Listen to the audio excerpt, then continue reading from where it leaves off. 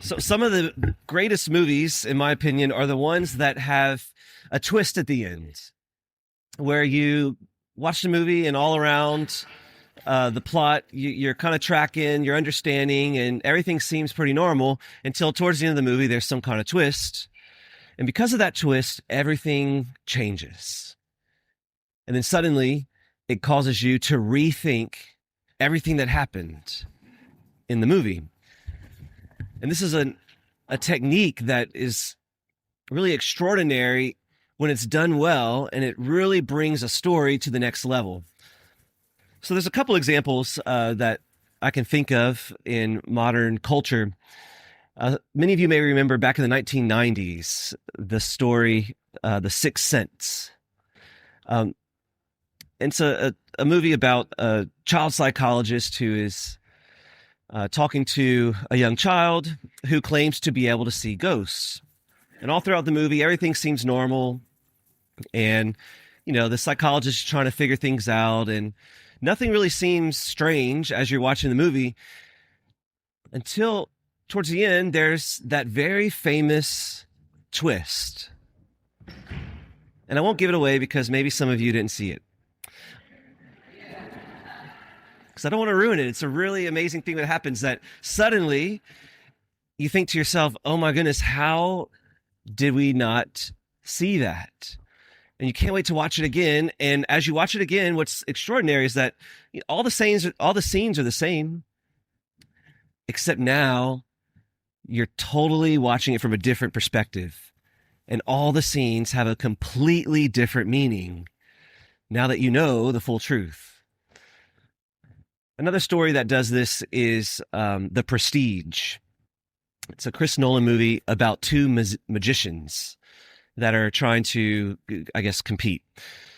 And all throughout the film, because we're the viewers watching the film, so, we can see behind the scenes of all the magic tricks. And we're watching all these magic tricks, and it's pretty cool. You're tracking along the story, and you feel like you have a sense of, what's going on.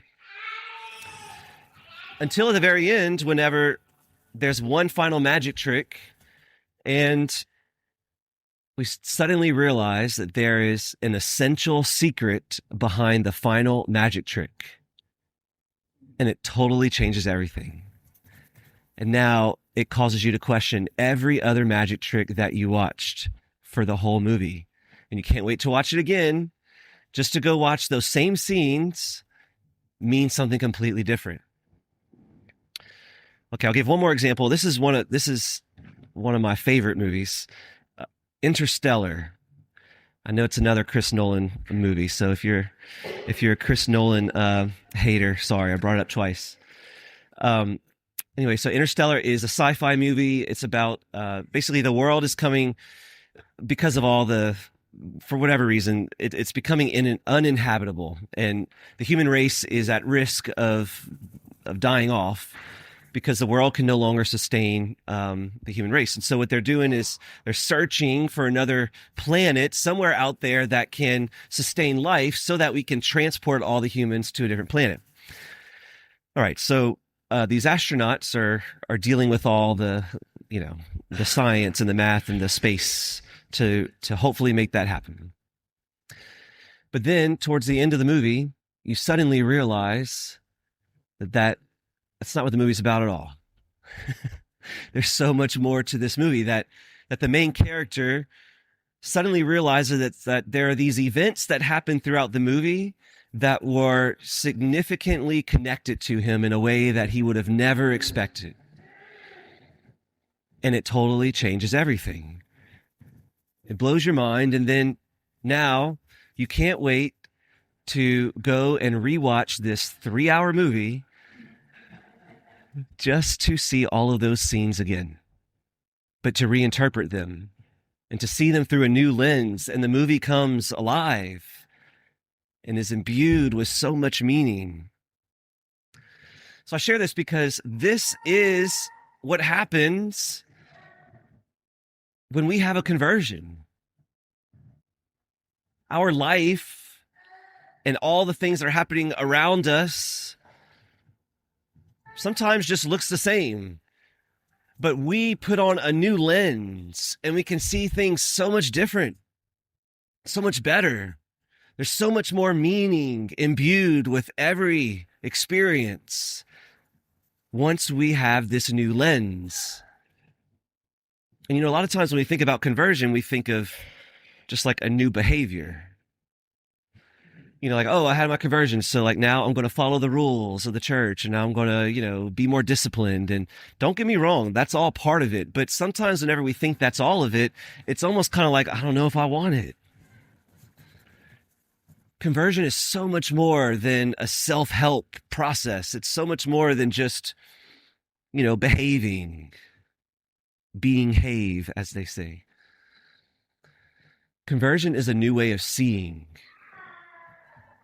Conversion is the Greek word, metanoia, a change of mind.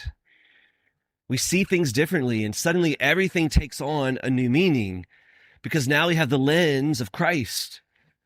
Now we can see the eternal significance of everything. So this theme of sight is really important, and it's one that the readings really speak to today. The first reading, we have the great story of King David being anointed. But before he was King David, he was little old shepherd David that no one really knew about or cared about. He had a bunch of older brothers who were talented, stronger, handsome. His father Jesse had big plans for his older brothers. But whenever Samuel comes along to anoint the next king of Israel, the Lord tells Samuel, do not judge by appearances. For not as man sees does God see, because man sees the appearance, but the Lord looks into the heart. Because of the Lord, Samuel's able to see something that no one else can, that David is the chosen one. And whenever he anoints David, David receives the Spirit of the Lord, and now David sees differently. Now he sees himself differently. He sees the Lord differently. He sees Israel differently, because he's been called into this vocation to be the next king of Israel and one of the most important characters of the Old Testament. St. Paul, in the second reading, his letter to the Ephesians, speaks about this theme of darkness and light. He says, we Christians, we were once in darkness, but now we are light in the Lord. Therefore, live as children of the light. And he goes on to bring home this point that the world does seem dark sometimes. The world does seem like evil's winning and suffering wins and death reigns. Sometimes it feels that way. And without the lens of Christ, we can only believe it. But when we put on the lens of Christ, we see it's so much different. We are the light of the world through Christ. And Christ is the king of this universe, not Satan. But it's all about what lens we put on. You might have noticed I read the long version of the gospel today. And y'all know me well, I never do that. But I did it for a reason. Because what the long version of the gospel today shows that the short version doesn't, is an essential piece to this story of the man born blind. His physical sight was healed immediately, but his spiritual sight came gradually. There is a process. First of all, a man born blind never saw. He has nothing to compare it to. It's different if, you live your life seeing things and all of a sudden you go blind. You at least have the memory of sight. This man has no memory of it. He's never seen sight. And Jesus heals him immediately. It's just all at once. Suddenly he can see, and people are amazed. It's never happened before. There's no precedent for this. And so people are now questioning him. Who did this to you? How did this happen? Explain yourself. And his first response, the first time he's questioned, is a man named Jesus did it. Of course, the Pharisees heard the name Jesus. Ding, ding, ding. We don't like that guy. So now we have to investigate further. And they're trying to figure this out, figure out a way to accuse and arrest Jesus and all that. So now they're further investigating. Who did this to you? How did this happen? And who is he? Well, the second time that the blind man is asked, he says, well, he's a prophet. Notice what happened there. It's not just the man named Jesus. Now he's a prophet. Well, that's not enough for the Pharisees. So they're still, asking more questions and trying to get to the bottom of this. And the man born blind is just starting to realize what they're doing here and just kind of frustrated. Like, why do you keep bringing this up? I've already told you, you didn't listen to me. And he says, if this man were not from God, he would not be able to do it. Now you see a little bit more increase of faith, a little bit more spiritual vision. He went from the man named Jesus to he's a prophet to if this man were not associated with God, then he couldn't have done it. Now Jesus is noticing all this and approaches the man born blind who's now healed and says, do you believe in the Son of Man? And he says, I do believe, Lord. And it says, he worshiped him. He fell down and worshiped him. And so now we see there is this gradual process of a spiritual vision increasing. It takes time. But this man received so much more than physical healing. He received spiritual insight that even the religious leaders, well-studied and highly respected and greatly powerful, they could not see. They were spiritually blind, but this man born blind can see. And that's such an important lesson for us. It's, because all of us are having some lens through which we see everything. And just because we come to church and sit in the pew doesn't necessarily mean that we've put the lenses on yet. And that's really our question for today for reflection is what lens are you using? Through which lens do you see the world? Through which lens do you interpret reality? The sad reality is that many of us have this lens of self-sufficiency, this lens of self-protection, or a lens of fear and distrust, a lens of depression, a lens of anxiety, a lens of hatred and resentment, a lens of restlessly searching for pleasure or for success or for popularity. But what if Christ would be the lens through which we saw everything? What if Christ would be that lens? Whenever we put on the lens of Christ, everything changes. The way that we see reality changes. The world is not just a random conglomeration of cells in the survival of the fittest. Instead, it's the created reality imbued with divine goodness.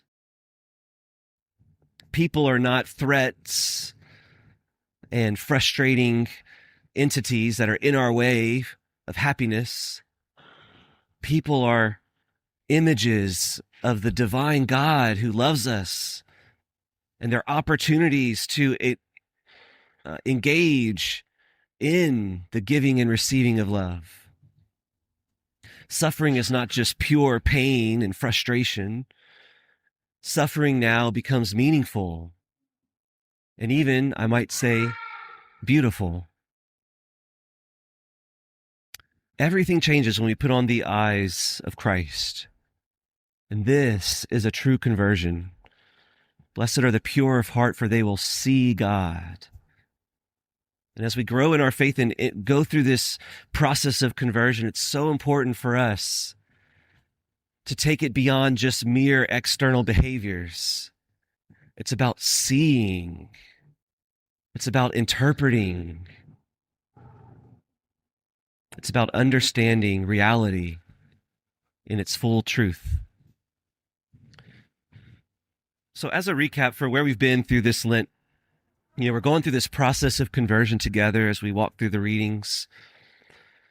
If you recall, week 1 of Lent, we reflected on how God reveals our divided hearts, divided between sin and grace. Week 2, God calls us nonetheless, even though we are divided. He calls us to take a step forward, and it takes a lot of trust and a lot of courage to do so. But even one step forward makes a big deal, big difference. Week 3, God purifies our desires. As we take those small steps forward, we realize that our desires are all over the place, but the Lord wants to purify them, redirect them back to the Lord, rediscovering our deepest desire for God.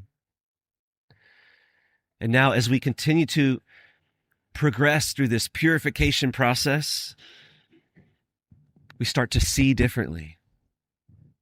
We start to realize that it's not just about trying harder to change our behavior. It's about seeing reality totally differently, because this world belongs to the Lord and my heart belongs to Jesus. And Jesus is king of my heart in this world. And I have nothing to be afraid of. God continues to rebuild our hearts by gaining back our trust. An essential piece of this process is to learn to see with the eyes of Christ. Amen.